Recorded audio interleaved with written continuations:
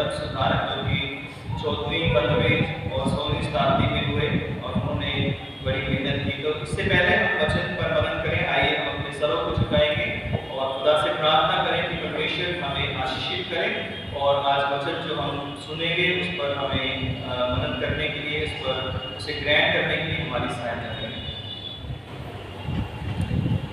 सर्वशक्तिमान पिता परमेश्वर, एक बार फिर से हम आपके शुक्रगुजार हैं आज के दिन के लिए। खासकर प्रभु जो वचन आज हम मनन करने जा रहे हैं उस पर आपका अनुग्रह चाहते हैं। हे पवित्र आत्मा हमारी सहायता कर, प्रभु यीशु मसीह के नाम से मांगते हैं, आमीन। जैसा मैंने बताया कि आज का दिन जो है वो धर्म सुधार संडे या रिफॉर्मेशन संडे के रूप में मनाया जाता है या पुनर्जागरण संडे भी हम इसे कह सकते हैं। पुनर्जागरण या जो रिफॉर्मेशन है या धर्म सुधार क्रिश्चियन कॉन्सेप्ट में से धर्म सुधार कहा जाता है। खासकर जब हम इसको याद करते हैं तो हम मार्टिन लूथर को याद करते हैं आज के दिन।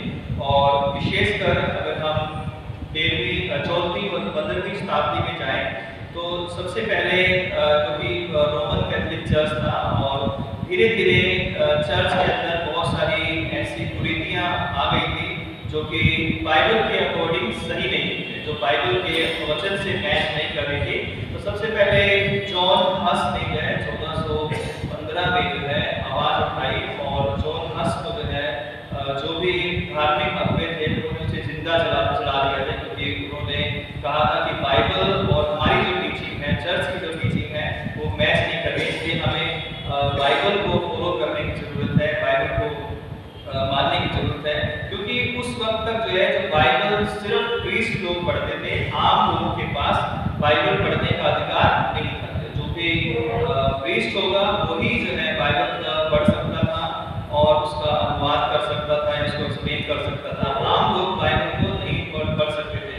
इसी तरह जॉन विक्लिफ और उसके बाद मार्टिन लूथर ने जो है 1483 में जो है मार्टिन लूथर का जन्म हुआ है और उसके बाद जब उसने जर्मनी में उसका जन्म हुआ, उसके बाद उसने पीएचडी की 1512 में। उसके बाद जो है उसने भी परमेश्वर के वचन को जाना और पवित्र आत्मा ने उसकी अगुवाई की कि जो धर्मी जन है वो विश्वास के द्वारा जीवित रहता है, ना कि कर्म कांडों के द्वारा।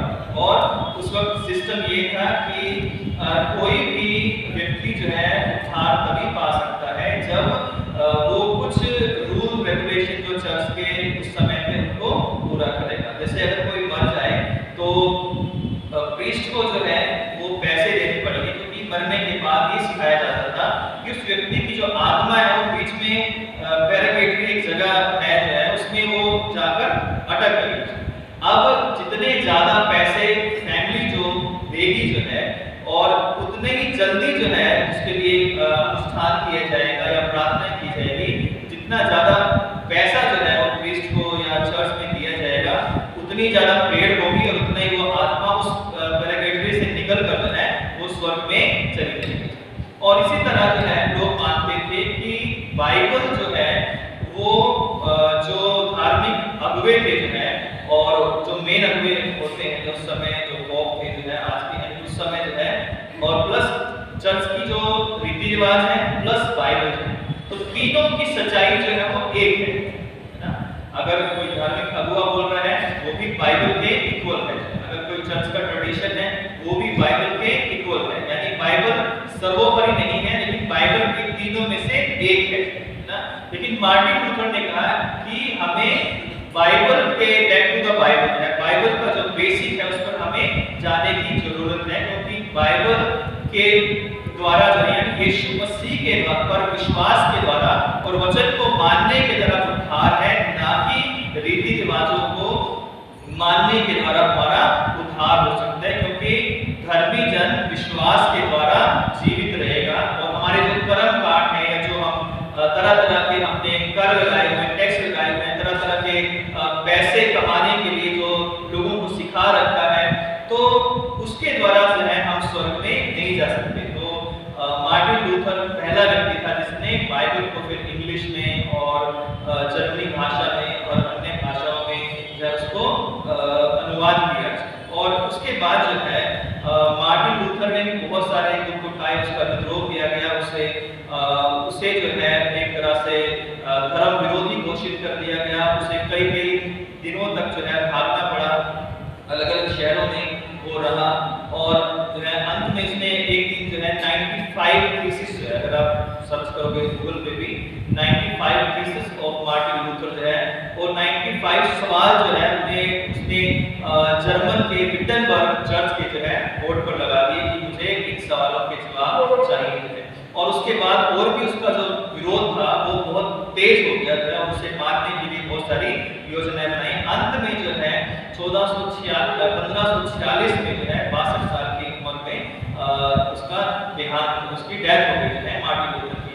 लेकिन जो है तब से ही जो है जो चर्च था, पहले सिर्फ रोमन कैथोलिक चर्च था, उसके बाद चर्च दो मुख्य धाराओं में बट गया है, एक रोमन कैथोलिक, दूसरा प्रोटेस्टेंट। जिसे आज हम कहते हैं कि हम कौन लोग हैं, हम प्रोटेस्टेंट जो है। और कई बार लोग भी हमें पूछते हैं कि आप कौन हो, आप कौन से मसीह हो, आप रोमन कैथोलिक मसीह हो या प्रोटेस्टेंट वाले मसीह हो। तो हम कहते हैं कि हम प्रोटेस्टेंट वाले मसीह हैं। और तभी से अलग अलग विषयों का निर्माण हुआ, अलग अलग बाइबल जो है बहुत जल्दी लोगों के हाथ में आई, और जब लोगों के हाथ में बाइबल आई, लोगों ने पढ़ना शुरू किया, तो लोगों ने जाना कि बहुत सारे रीति रिवाज और ट्रेडिशन जो है वो जबरदस्ती जो है वो थोपे गए हैं, वो बाइबल के अकॉर्डिंग नहीं है।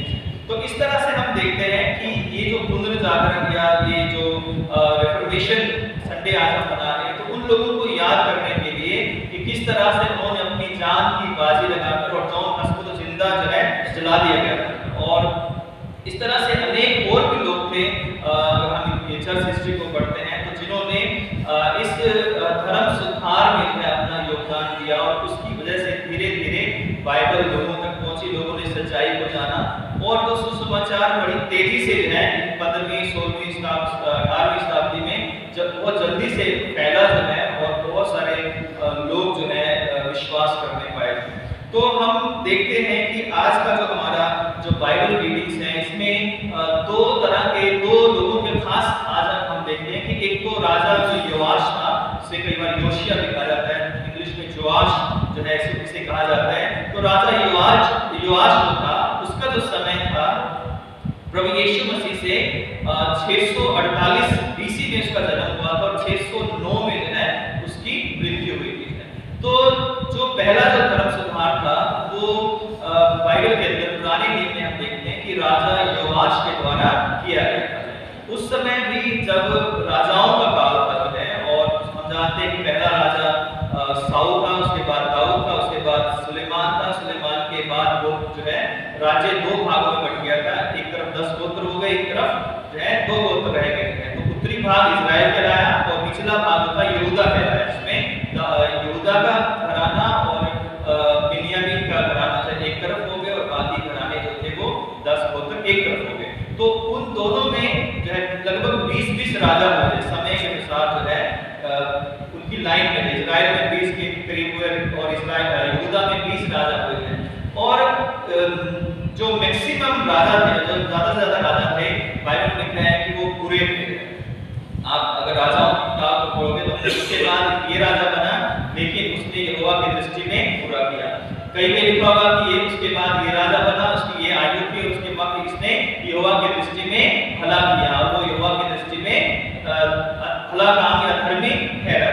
तो जो योआश राजा था जो है, जब वो राजा बना तो उसके विषय में भी ये लिखा हुआ है कि जब वो 8 साल का था तब उसके पिता का जो है मृत्यु हुई थी, और उसके बाद 8 साल की उम्र में उसे राजा बना दिया गया था। और लेकिन ये लिखा हुआ है कि 8 साल की उम्र में अगर किसी को राजा बना दिया जाए तो जो है हमारे बच्चे क्या मांगेंगे ना, चॉकलेट मांगेंगे, कुछ कहेंगे हमें चिप्स खाने हैं, हमें जो है बाहर से आइसक्रीम खानी है। लेकिन 8 साल की उम्र में उसे इजराइल का यहूदा का जो है वो राजा बना दिया गया। लिखा है 22वीं चैप्टर में जो है 2 किंग्स चैप्टर 22, जब योशिया राज्य करने लगा तब वह 8 वर्ष का था, और यरूशलेम में 31 वर्ष तक राज्य करता रहा। और उसकी माता का नाम जदीदा था, जो वासी अदाया की बेटी थी। उसने वह किया जो यहोवा की दृष्टि में ठीक है ना। 8 साल का बच्चा जब राजा बना तो उसने वो किया जो यहोवा की ठीक है और जिस मार्ग पर उसका मूल पुरुष दाऊद चला ठीक उसी पर वह भी चला और उससे ना तो दाहिने मुड़ा और ना वो बाएं मुड़ा। यानी 8 साल का बच्चा जब राजा बना उसे पता भी नहीं होगा राजगद्दी का मतलब क्या है, लेकिन वचन में लिखा हुआ है कि वो जो बच्चा था 8 साल का वो परमेश्वर का भय मानने वाला बच्चा था और वो करता था जो खुदा की दृष्टि में, परमेश्वर की दृष्टि में ठीक था। और इसलिए फिर जो है और लिखा हुआ है कि अपने राज्य के 18वें वर्ष में राजा योशिया ने असलिया के पुत्र शापान मंत्री को जो मशुलाम का पुत्र था यहोवा के भवन में यह कहकर भेजा कि हिल्किय्याह महायाजक के पास आकर उसका जो मंदिर है उसके अंदर रिपेयर कराने का काम उसने शुरू किया। यानी 18वें साल में जब उसका 8 साल से जब 18वें साल में वो आया तो उसने उसका मंदिर का जो रिपेयर वर्क था उसने शुरू कर दिया। क्यों किया? क्योंकि कई सालों से जो मंदिर था वो इसी तरह बेकार पड़ा हुआ था। उसमें अन्य जाति जो देवी देवता थे उनकी मूर्तियां लगा दी गई थी और उनको आराधना जो है राजाओं ने, इस्राएली राजाओं ने जो उनको लगवाया था और वहां उनकी आराधना करना शुरू कर दिया गया। उसके बाद जो योशिया राजा था, जब जैसे जैसे ये आगे बढ़ता जाता है तो इसने कई धर्म सुधार के काम जो है किए। जब इसने उस मंदिर में सफाई का काम शुरू किया, उसका रिपेयर वर्क किया, तो इसका एक हिल्किय्याह नाम का एक इसका जो महायाजक था उसे जो है एक किताब मिली और उस किताब को उसने पढ़ा और उसने शापान नाम के मंत्री को कहा कि ये किताब जो मुझे इस भवन से मिली है। और शापान मंत्री ने जाकर राजा को कहा योशिया को कि ये किताब मुझे वहां से मिली है। और लिखा कि जब वो किताब योशिया ने पढ़ी तो योशिया ने अपने वस्त्र फाड़ दिए। क्यों लिखा 11वीं आयत में व्यवस्था की उस पुस्तक को की बातें सुनकर राजा ने अपने वस्त्र फाड़े।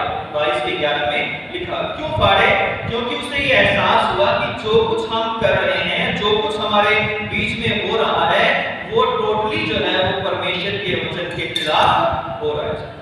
हम वचन को भूलकर तमाम परंपराओं पर या ऐसी बातें जो कर रहे हैं या अन्य हम ईश्वरों की आराधना हम कर रहे हैं, अन्य अशेरा बाल देवता की मूर्तियां हमने अपने भवन में लगा दी हैं और जगह जगह जो है अलग अलग जगहों पे ऐसे लोगों की वर्शिप हो रही है। और परमेश्वर जो कि यहोवा परमेश्वर है जिसने ये व्यवस्था हमें दी है, जिसने 10 आज्ञाएं दी हैं, जिसने नियम दिए जो हमें मिस्र से चुरा कर लेकर आया, उसने हमें उसके व्यवस्था को हमने क्या कर दिया है? छोड़ दिया है। उसके बाद उसने हुल्दा नामक नबिया के पास पैलाब भेजा कि इसके बारे में मुझे बताओ। उसने कहा कि राजा जो कुछ तूने जो है मन फिराया, तेरे समय में तो सब ठीक रहेगा लेकिन तेरे बाद ये सारे यहूदी लोग, इस्राएली लोग नष्ट हो जाएंगे। तब उसने तो यरूशलेम में गया और उसने सभी पुरनियों को इकट्ठा किया, सारी सभा को इकट्ठा किया और सब लोग मंदिर में आ गए, मीटिंग बुलाई गई और उस मीटिंग में उस व्यवस्था की पुस्तक को लोगों के सामने पढ़ा गया। और जब व्यवस्था की पुस्तक को सब छोटे बड़े लोगों के सामने पढ़ी गई तो लिखा हुआ है कि तब राजा ने खंबे के पास खड़े होकर यहोवा से इस आशय की वाचा बांधी कि मैं यहोवा के पीछे चलूंगा। जब वचन उसने सुना और सिर्फ खुद नहीं सुना बल्कि उसने सब लोगों को बुलाया, अपनी प्रजा को बुलाया, पुरनियों को बुलाया, एल्डर्स को बुलाकर जो है कहा कि ये वचन को सुनो। कहां आकर? परमेश्वर के मंदिर में। और परमेश्वर के मंदिर में जब वचन सुनाया गया तो उसने यहोवा की वाचा बांधी कि हे यहोवा मैं तेरे पीछे पीछे चलूंगा, अपने सारे मन से, अपने सारे प्राण से उसकी आज्ञाओं, चितौनियों और विधियों का पालन किया करूंगा। योशिया राजा ने अपने आप को 3 और नंबर किया और उसके बाद उसने उन सारी विधियों को मानने का निर्णय किया और इस वाचा की बातों को जो इसे पुस्तक में लिखी है पूरी करूंगा। और सब प्रजा वाचा में संभागी हुई। सारी जो प्रजा थी उन्होंने भी कहा कि हाँ हम राजा के साथ इस व्यवस्था को, इस पुस्तक को मानेंगे, परमेश्वर के वचन को जो उस समय व्यवस्था थी जो है उसको हम मानेंगे। और उसके बाद राजा योशिया ने जो है अपने उस धर्म के कामों का सुधार किया है। तो फिर उसने सबसे पहले जो है उसने जो भी जहां जो है ऊंचे स्थान बनाए गए थे बाल के लिए, अशेरा के लिए, उन सब को तोड़ा, उनको जलाया, उनकी अग्नि राख बनाकर जो है वो कब्रों पर और यहाँ वहां जो है उसको फेंक दिया। लिखा है कि उसने ऐसे लोग जो इतनी बुराइयां इस्राएल के अंदर आ गई थी कि लिखा है कि उसने पुरुष गामियों के घरों को भी ढा दिया।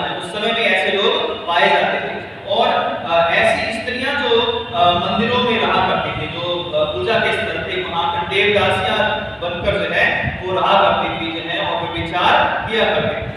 तो ऐसे ऐसे लोगों को जो है उसने दूर किया और उनके घरों को जला दिया, और परमेश्वर के जहाँ जहाँ भवन में या जहाँ जहाँ वेदियां बनाई गई थी धूप जलाने के काम किए जाते थे, और जो है लोग अपने बच्चों को, बेटे बेटियों को जो है वो बलि कर दिया करते थे। मोलेक नामक देवता के आगे अपने बच्चों को मार दिया करते थे, उनके गले काट देते थे या उनको बलिदान कर देते थे जो है, ताकि उस राजा उस मोलेक देवता को क्या कर सके, खुश कर सके। परमेश्वर ने कहा था कि मुझे छोड़ किसी दूसरे को ईश्वर करके ना मान, लेकिन ये लोग क्या कर रहे थे, अपने बच्चों को जो है वो देवी देवताओं के आगे, तो उस समय मोलेक नाम का देवता था, उसके आगे वो लोग उसको चढ़ावा चढ़ाते थे, और सूर्य की, चंद्रमा की और तरह तरह की जो है पेड़ पौधों की जो है उन्होंने जो है आराधना करना शुरू कर दिया। और राजा योशिया ने सब जगह पर जो है सफाई करवाई। अगर हम 13वीं आयत पढ़ें, लिखा है कि और जो ऊंचे स्थान इस्राएल के राजा सुलेमान ने यरूशलेम की पूर्व और विकारी नामक पहाड़ी के दक्षिण अलग अश्तोरेत नाम सिदोनियों की घिनौनी देवी और कामोश नाम मोआबियों के घिनौने देवता के लिए बनवाए थे, उनको राजा घिनौने देवता और मिल्कोम नाम अम्मोनियों के घिनौने देवता के लिए बनवाए थे, उनको राजा ने अशुद्ध कर दिया। सुलेमान सबसे बुद्धिमान राजा था, उसने भी जो है ऐसे काम किए थे कि उसने जो है परमेश्वर की आज्ञाओं को तोड़कर जो है अन्य जो तरह तरह के जो मिल्कोश, कामोश और तरह तरह के जो घिनौने जो अम्मोनियों के उस समय देवता थे, उनकी जो है वो आराधना करने के लिए उसने स्थापित किया था। इसी तरह उसने तरह तरह के जो लाठे बनाए गए थे उनको तोड़ दिया और उनको हड्डियों से भर दिया, और इन सब के बाद उसने एक बहुत बड़ा फसह का पर्व मनाया जाए। अगर हम 22वीं आयत से पढ़ें तब लिखा हुआ है कि निश्चय ऐसा फसह ना तो न्यायियों के दिनों में माना गया था जो इस्राएल का न्याय करते थे, और ना इस्राएल का यहूदा के राजाओं के दिनों में माना गया था। तो राजा योशिया ने जो है तमाम उन बुरे कामों को, बुरे बातों को जो इस्राएल के अंदर उनके बीच में हो रहे थे, कैसे सुधारने का प्रयास किया, परमेश्वर के वचन को सुनकर ना, परमेश्वर के वचन को सुना, विश्वास किया और उसे ग्रहण किया, उसके ऊपर कार्य किया। तो आज भी अगर कोई बदलाव आ सकता है तो बिना परमेश्वर के वचन के कहीं बदलाव नहीं आ सकता है, क्योंकि विश्वास सुनने से और सुनना मसीह के वचन से होता है। तेरा वचन मेरे पांव के लिए दीपक और मेरे मार्ग के लिए उजियारा है।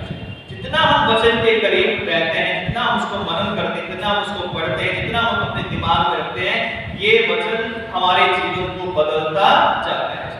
अगर हम वचन से दूर रहेंगे, बाइबल से दूर रहेंगे, परमेश्वर के भवन से दूर रहेंगे, तो ये वचन जो है हमारे लिए कुछ भी नहीं करेगा। ये हमारी घरों के अच्छे अच्छे ऑल्टर हम बनाकर उसमें अच्छे से कपड़े में लपेट कर हम बाइबल को रखते हैं और हर रोज मत्था टेकें, कैंडल जला दें और फिर झुका लें इस वचन के आगे, जो है ये वचन हमारी सहायता नहीं करेगा।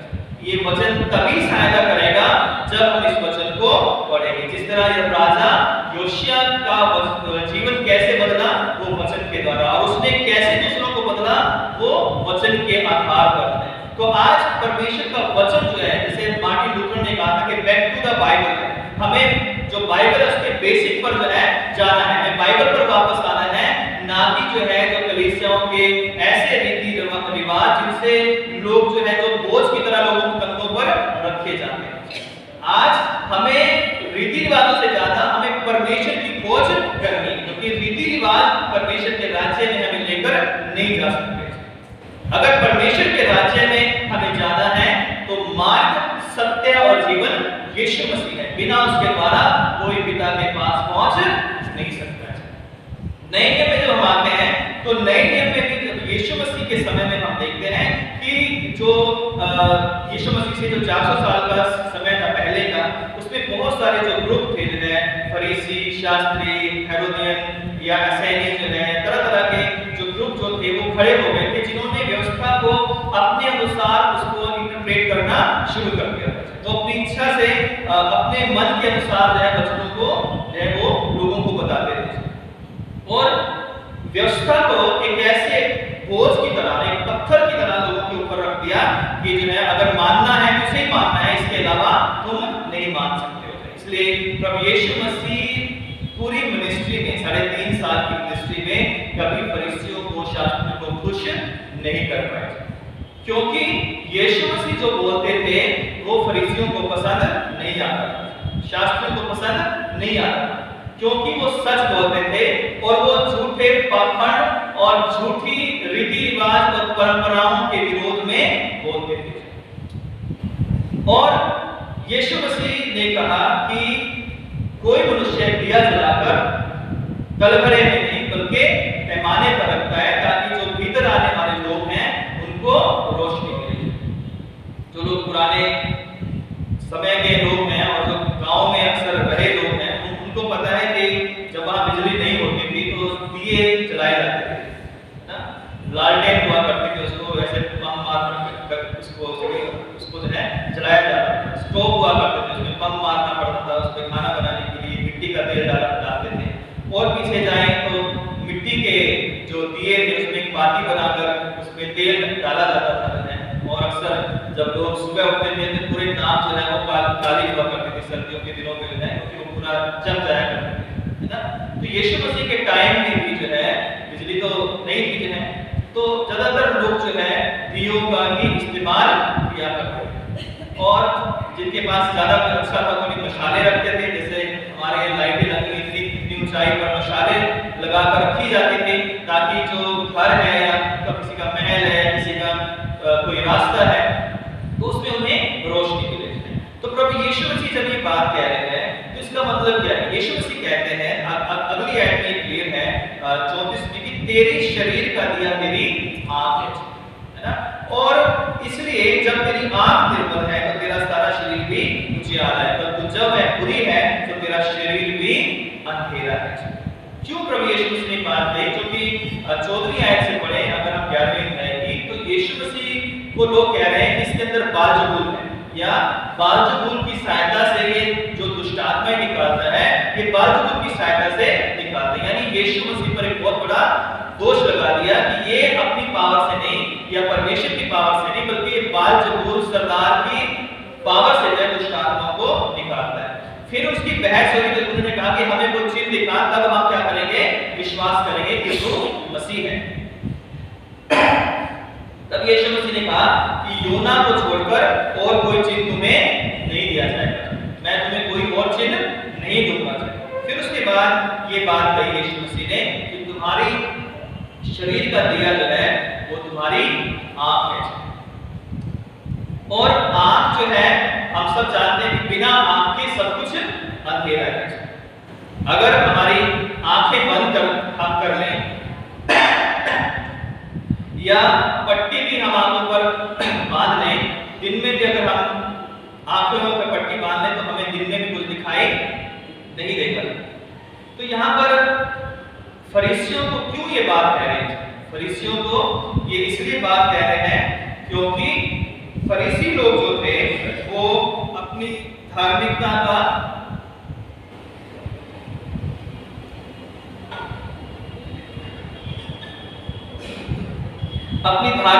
दिखावा करते थे कि हम बहुत धर्मी हैं, और उनकी आंखें पवित्र नहीं थी। और इस कारण यीशु से कहते हैं कि यदि तुम्हारी आंख पवित्र नहीं है तो तुम्हारा शरीर भी पवित्र नहीं है।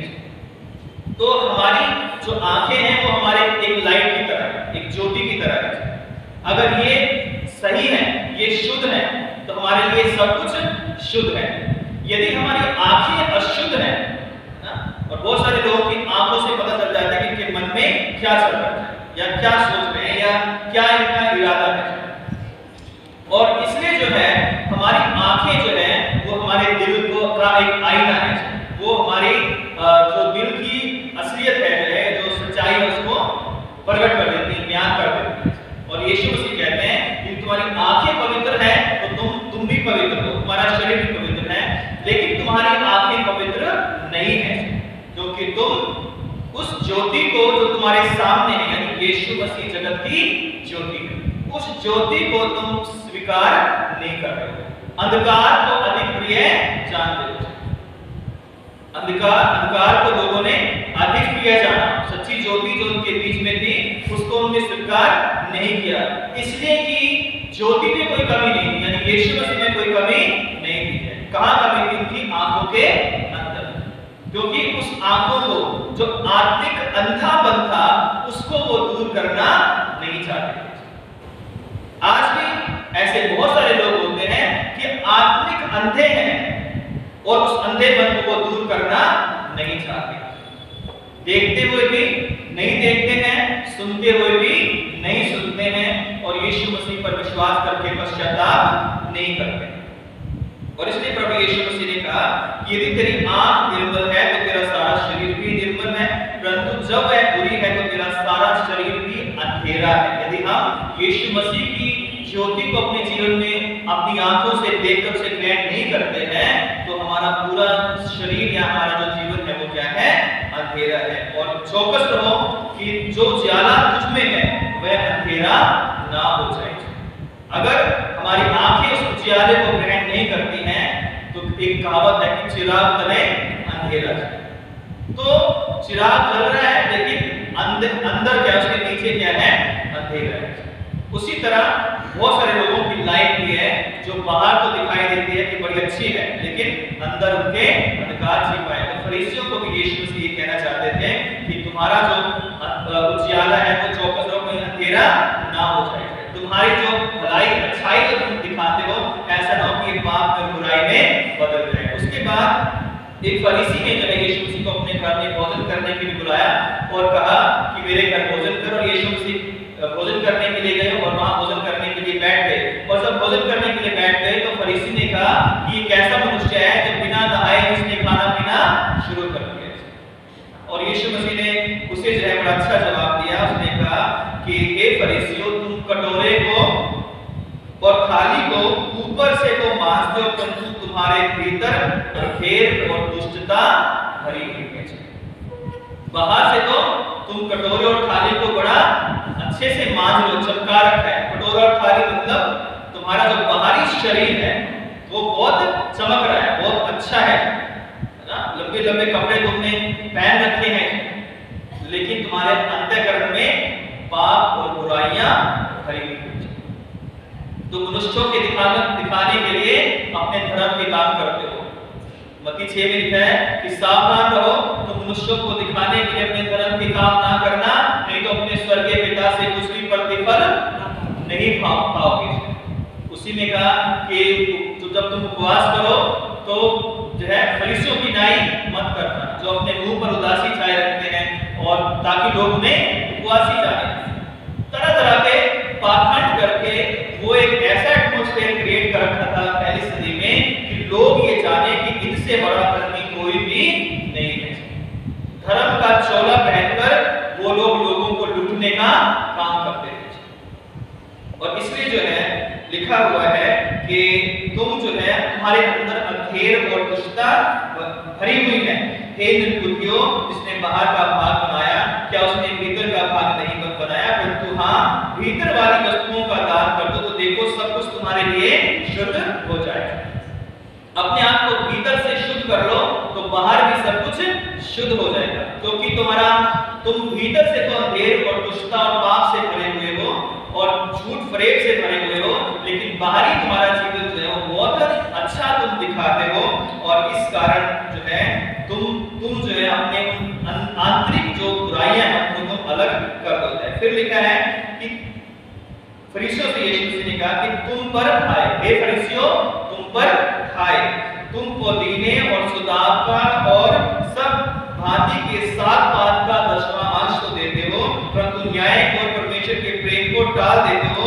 चाहिए था कि इन्हें भी करते रहते और उन्हें भी ना छोड़ते ना। बार-बार कहते हैं कि हम उपवास करते हैं, हम दशमांश देते हैं। एक फरीसी जाकर लूका 18वें अध्याय में प्रेयर कर रहा था कि हे प्रभु, मैं तो जो है उपवास भी करता हूं, दशमांश भी देता हूं, मैं ये भी करता हूं, मैं सुंगी लेने वाले की तरह नहीं हूं। और यहाँ पर यीशु मसीह उनकी निंदा करते हैं कि तुम दशमांश तो देते हो लेकिन अपनी कमाई का दशमांश नहीं देते हो, अपनी मेहनत का जो है दशमांश नहीं देते हो, जो बेस्ट है वो नहीं देते हो, बल्कि दशमांश वो देते हो जो सौंफ, पुदीना और सुदाब और छोटे-छोटे साग पात का जो हिस्सा है वो परमेश्वर को लाकर तुम कहते हो कि हमने दशमांश और इसलिए जो है चाहिए तो ये भी कहा कि तुम दशमांश भी देते और प्रेम और न्याय को भी ना बिगाड़ते।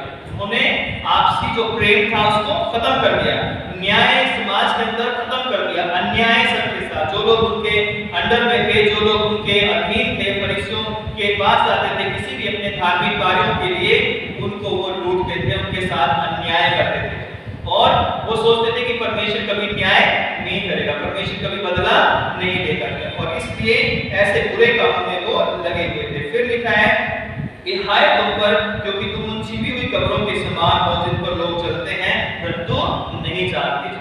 लोग चलते हैं लेकिन नहीं जानते। छिपी हुई कब्रें, ये कब्र के नीचे क्या है?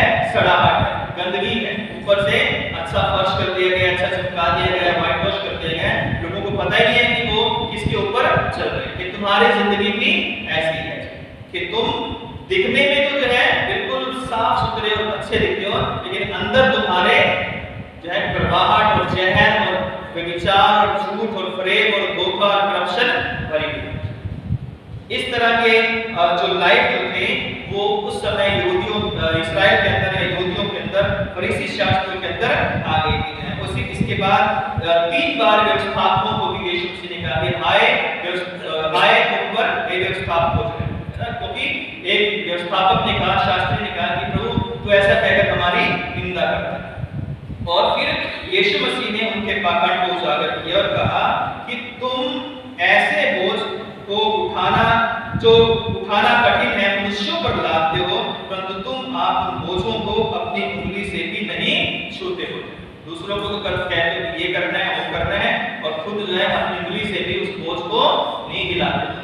यानी व्यवस्था को एक आनंद के रूप में नहीं, व्यवस्था आजाद करने वाली थी। व्यवस्था जो थी वो मनुष्य की सोच विचार को जो है फ्री करने वाली थी, लेकिन उन्होंने व्यवस्था को ऐसा जाल बना दिया पकड़ी का कि ये जो व्यवस्था है इसके अकॉर्डिंग जो है कोई कभी धर्मी नहीं ठहर सकता था। उनके दान वो एक्सेप्ट नहीं करते थे। अगर कोई मेमना लेकर आए, कोई भेड़ लेकर आए कि ये बेकार है, हमसे खरीदो और ये वाला अर्पित करो तो क्या है? अच्छा है। हम तुम्हारे कबूतर जो तुम लेकर आए हो भेंट के लिए ये पवित्र है, हमसे खरीदो, हमारे पवित्र है।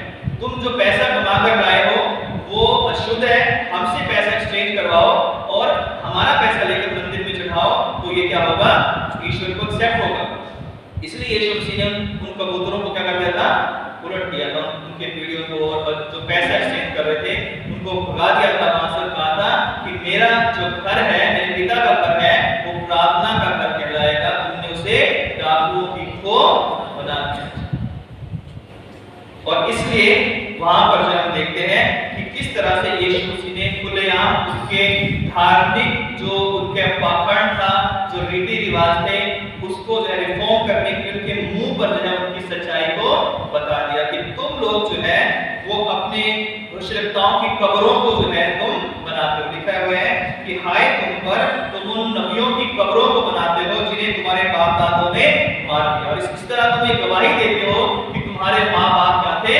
हत्यारे थे और उन्होंने तुम्हें तुम्हारे जो पूर्वज थे, नबी थे, उनको मारा है। और फिर यीशु मसीह ने कहा कि हाबिल से लेकर जकरिया तक जितने भी हत्याएं नबियों की तुमने की है, उन सब का बदला मैं तुमसे लिया जाएगा। और फिर लिखा है कि हाय तुम पर, तुमने ज्ञान की कुंजी ले तो ली है, लेकिन ना उसमें आप प्रवेश करते हो, ना दूसरों को प्रवेश करने देते हो। और इस तरह से हम देखते हैं कि जो फरीसी और शास्त्रियों ने धर्म को एक अपने लाभ का, पैसे कमाने का या जो है संसार में अपने दबदबे को, अपने नाम को बढ़ाने के लिए, अपनाने के लिए जो है वो इस्तेमाल कर रहे थे। तो हमने योशिया को देखा, हमने यीशु मसीह को देखा कि किस तरह से वहां पर जो है तमाम तरह के जो पाप और बुराइयां फरीसी लोग कर रहे थे। तीसरी चीज थोड़े समय में हम देखते हैं कि चर्च जो है आज के समय में हम और आप कहां पर खड़े हैं। चर्च मतलब सिर्फ फेस्टिवल चर्च नहीं, बल्कि पूरी जो है वर्ल्ड का, पूरे इंडिया का हम बड़े लेवल पर देखें तो आज चर्च को हम क्या कह सकते हैं? क्या चर्च जो है पूरी तरह पवित्र है? क्या अगुवे, धार्मिक अगुवे हैं, चाहे वो बिशप हो, पास्टर हो, इवैंजलिस्ट हो, कलीसिया के लोग हो, आम लोग हो, चर्च के कमेटियों के लोग हो, जिन्हें जिम्मेवारियां दी गई हैं या जो किसी पद में हैं, क्या हमें देखते हैं कि क्या हम परमेश्वर की इच्छा को पूरा कर रहे हैं या कहीं हम भी उस पाखंड के हिस्सेदार नहीं हैं।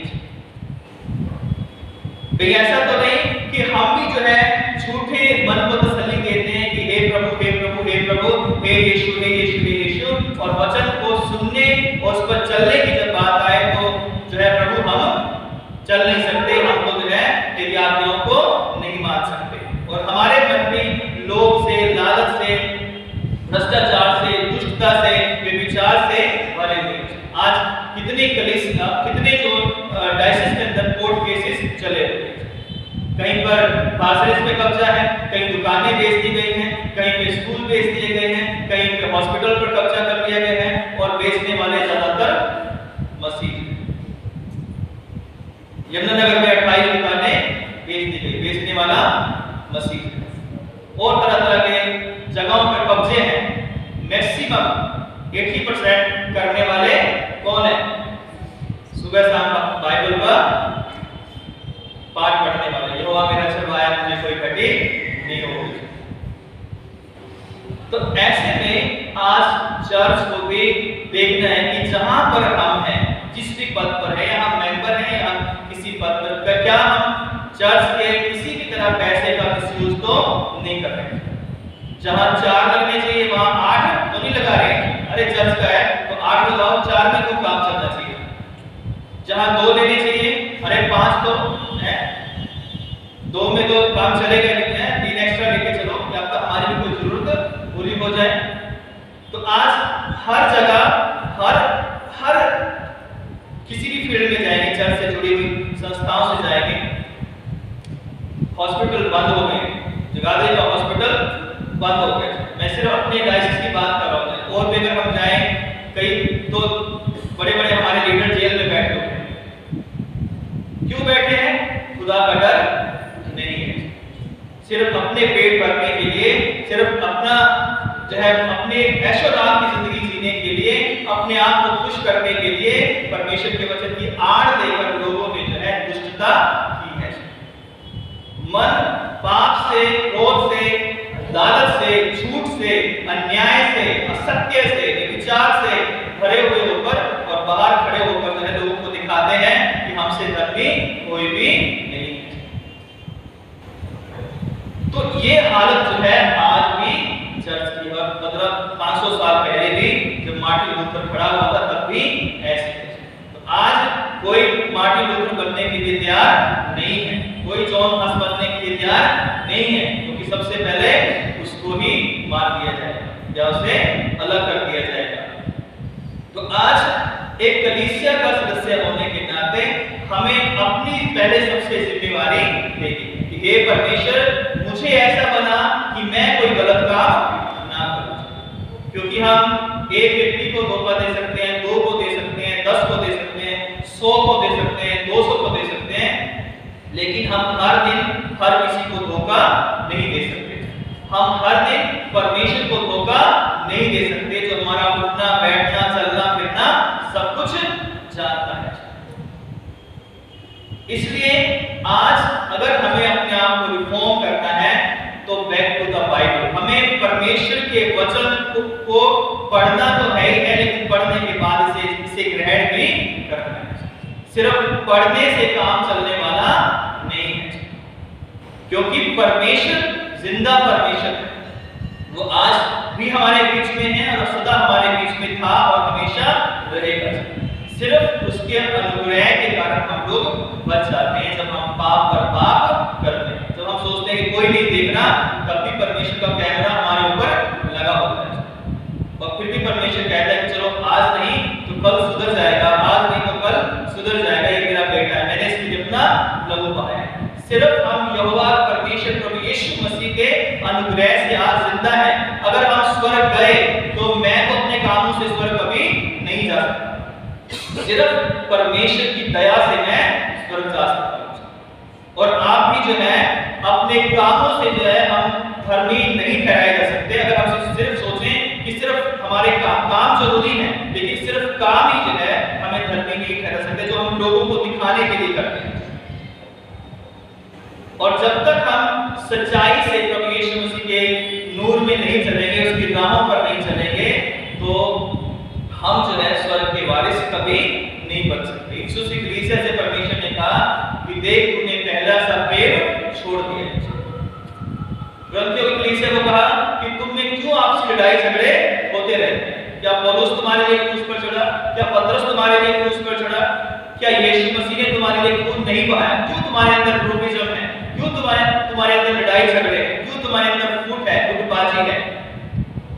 रोमियो के पहले अध्याय में लिखा हुआ है कि परमेश्वर ने उनको उनके हालत पर छोड़ दिया। जब लोगों ने परमेश्वर की आवाज को सुनना बंद कर दिया तो परमेश्वर ने भी उनको सत्य की राह पर छोड़ दिया और आपस में वो कामातुर होकर तरह-तरह के विचार, झूठ और प्रेम और तरह-तरह के धोखे वो एक दूसरे के साथ करने लगे, क्योंकि परमेश्वर ने उनको छोड़ दिया। और तरह-तरह के अगर हम नए नियम में पढ़ेंगे तो आपस में तरह-तरह की फूट और गुटबाजी ग्रंथों में और अन्य कलीसियों में पाई गई है। और शैतान इस गुटबाजी को हमें भी हर दिन ट्रांसफर करता है। ले लो, जब फ्री में गुटबाजी मिल रही है, ले लो फ्री में जो है एक दूसरे को नीचा दिखाना मिल रहा है, फ्री में जो है चर्च का माहौल बिगाड़ने के लिए फ्री में मेरे से टिप्स ले जाओ। और हम कहते हैं कि शैतान जो है, हम क्या कहते हैं कि आप हमारे साथ चलो, हम चर्च में जा रहे हैं, भाई चलो हम मिलकर जो है सारा गड़बड़ी कर देंगे। तो शैतान आज हम में से भी कई लोगों को यूज करेगा अगर हम परमेश्वर के साथ जुड़े हुए नहीं हैं। और इसलिए हमें सच्चे परमेश्वर को जानना जरूरी है कि पिता तेरी क्या मर्जी है मेरी जिंदगी में, मैं क्यों जो है चर्च में आया हूं, क्यों मैं परमेश्वर की आराधना कर रहा हूं, मेरा मकसद क्या है, ये हमें अपने आप से पूछना है। लोग भड़काएंगे, लोग कानों में तरह-तरह की बातें कहेंगे, आज ऐसा कर दिया, आज ऐसा बोल दिया, अनाउंसमेंट ऐसी हो गई, आज संबंध ऐसा हो गया, आज उसने ऐसा कर दिया, उसने वैसा कर दिया।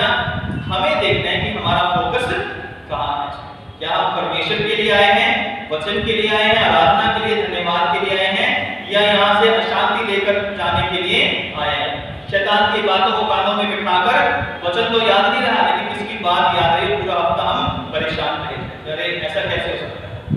तो आज हमें, मैं ये नहीं कह रहा कि हम सच ना बोलें, सच बोलें, न्याय करें, प्रेम करें, आपस में मिलजुल कर रहें, क्योंकि परमेश्वर के राज्य में कुछ बात लोग कभी भी दाखिल नहीं होंगे। धन्य है वे जो मेल करवाने वाले हैं। और आज हमें अपने आप को सुधारने की जरूरत है, मुझे भी और आपको भी।